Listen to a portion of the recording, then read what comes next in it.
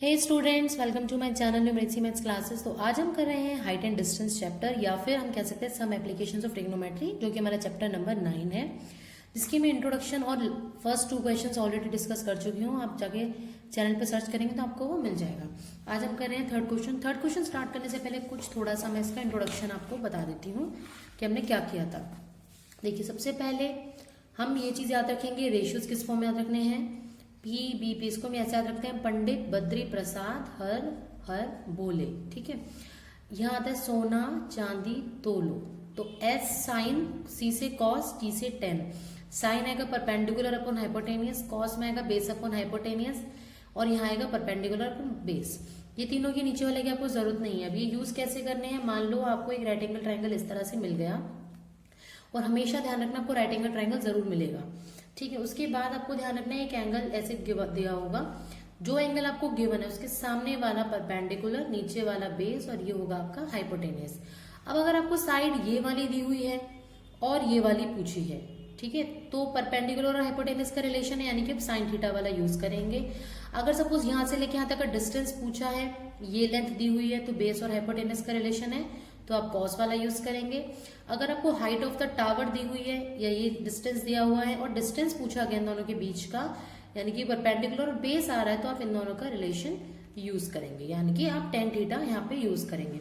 और दूसरी बात, हम 2 तरह के एंगल पढ़ते हैं इसमें, angle of depression and angle of elevation. Now elevation क्या होता है, जब हम नीचे से ऊपर देखते हैं तो हॉरिजॉन्टल लेवल के साथ जो ये लाइन, हमारी लाइन ऑफ साइट बोलते हैं इसे, जो एंगल बनाती है उसको हम बोलते हैं एंगल ऑफ एलिवेशन। और अगर कोई चीज हम ऊपर से नीचे देखते हैं तो अब इसके साथ हॉरिजॉन्टल लेवल क्या होगा, ये वाला, तो ये एंगल होता है हमारा एंगल ऑफ डिप्रेशन। लेकिन यहाँ हम मेजर नहीं कर सकते क्योंकि हमारा फिगर कुछ ऐसा बन रहा होता है, राइट एंगल ट्राइंगल में चाहिए होता है। तो इसको देखो, तो आप अगर ये जेड शेप है, ये हॉरिजॉन्टल है, ये भी हॉरिजॉन्टल है, तो ये आपस में पैरेलल होंगी, तो ये एंगल इसके इक्वल होता है, तब हम इसे एंगल ऑफ डिप्रेशन कह देते हैं। बट होता ओरिजिनली यही है हमारे पास। बेसिक क्लियर हो गया होगा। अब हम इसका थर्ड क्वेश्चन ट्राई कर लेते हैं। थर्ड क्वेश्चन में मैं गिवन है, देखिए, a contractor plans to install 2 slides for the children to play in a park. For the children below the age of 5 years, she prefers to have a slide है तो देखो तिरछी line होगी, है ना, whose top is at height of 1.5 metre. ठीक है, क्या बोला है, एक ऐसे है जिसका जो टॉप है, इसका टॉप है वो हाइट पे है 1.5 मीटर, यानी कि दिस इज 1.5 मीटर, क्योंकि 1.5 मीटर की हाइट पे है ये।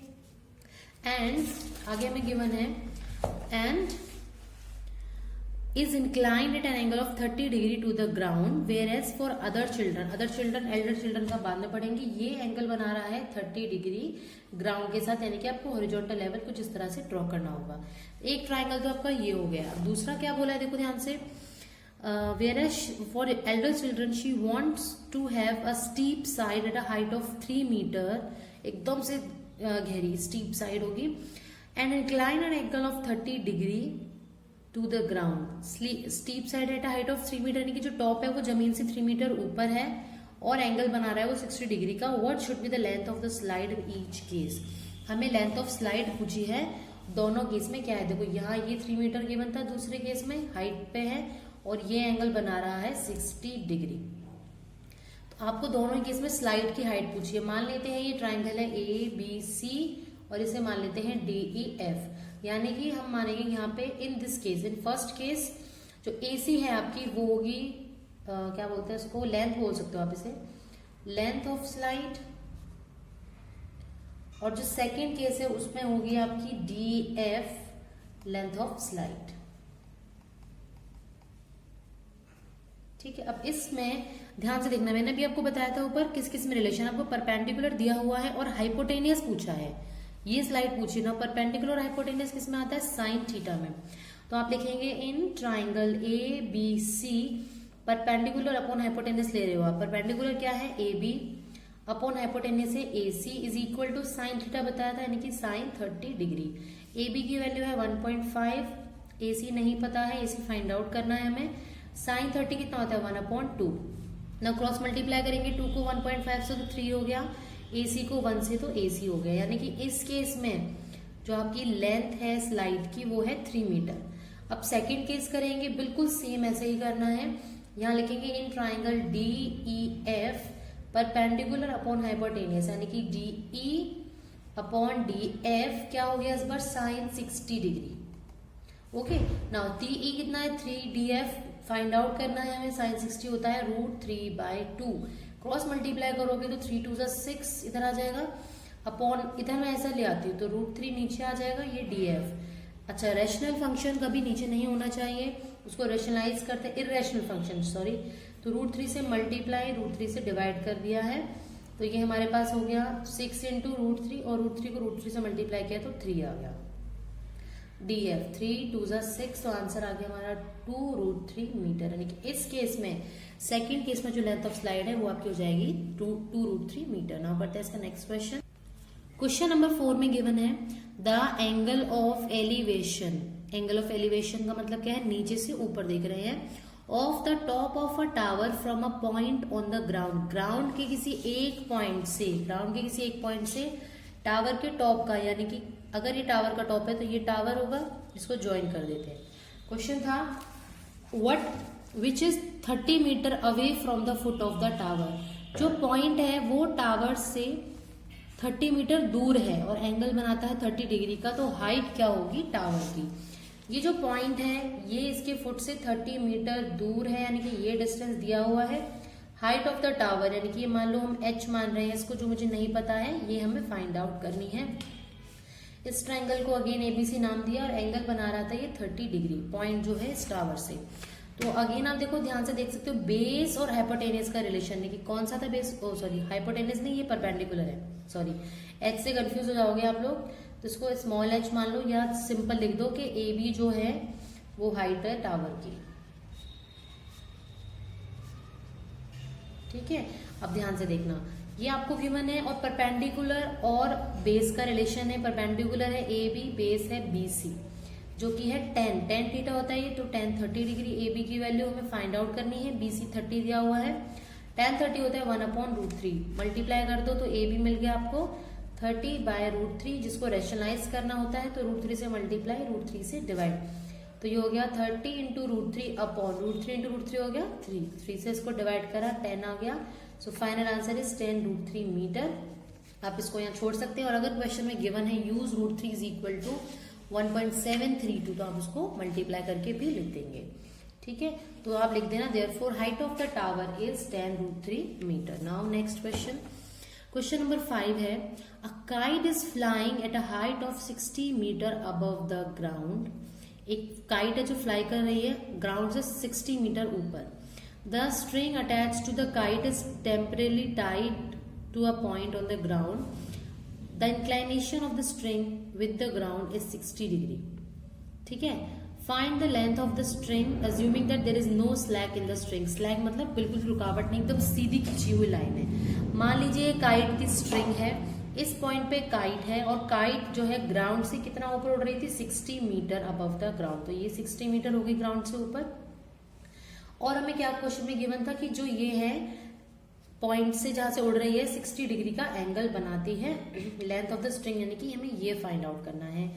अगेन इस बार ट्रायंगल एबीसी में इस बार आपको फाइंड आउट करना है हाइपोटेनियस और आपको गिवन है परपेंडिकुलर, तो आप रिलेशन यूज करेंगे परपेंडिकुलर अपॉन हाइपोटेनियस का। परपेंडिकुलर गिवन है A B upon hypotenuse given है A C, which is equal to sine theta, और थीटा कितना दिया हुआ है 60 डिग्री।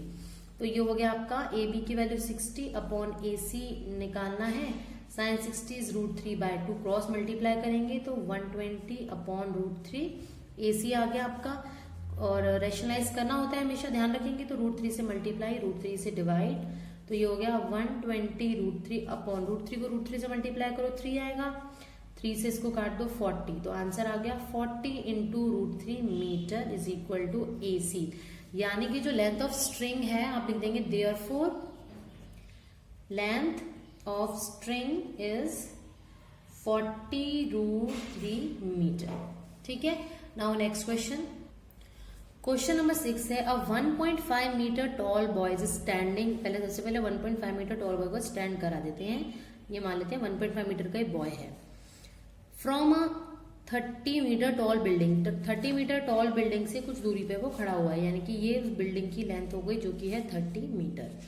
आगे बोला था angle of elevation from his eyes, eyes तो ऊपर ही होंगी ना, to the top of the building is increases from 30 degree to 60 degree as he वॉक्स।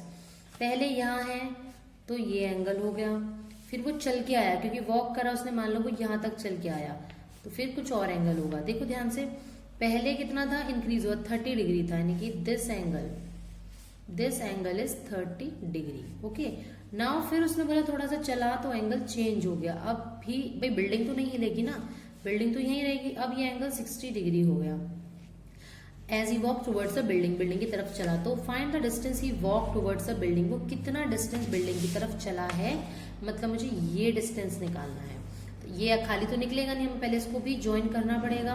तो ये आपका फिगर बन गया है 6 क्वेश्चन का। लिख लेंगे इसे ABCDEF एंड G। ठीक है, अब ध्यान देना, जो लेंथ आपकी BD है वही तो GC होगी, क्योंकि पैरेलल लाइन होती है और हॉरिजॉन्टल लाइन है। ऐसी जो ED लाइन है वही आपकी FG भी होगी। तो लिख सकते हैं ED is equal to FG and BD is equal to CG होगा, एंड जो BC है वो EF के इक्वल होगा। BC जो है वो EF के इक्वल होगा, यानी कि जो BC है वो भी कितना हो जाएगा 1.5 मीटर, क्योंकि EF जो है वो आपका कितना है 1.5 मीटर। अब क्यों मैंने ऐसे करा, देखिए एंगल कौन कौन से ट्राइंगल में बन रहा है, केवल ACG में और ACF में, यानी कि आपको ये दोनों कंसिडर करने पड़ेंगे। अच्छा, जो मुझे डिस्टेंस निकालना है उसको मैं x लेट कर रही हूँ, let DE is equal to x। अब मैं बुक रख देती हूँ क्योंकि सारा क्वेश्चन हम लिख चुके हैं। तो DE is equal to x मान लिया मैंने, जो कि है हमारा distance travelled towards the building.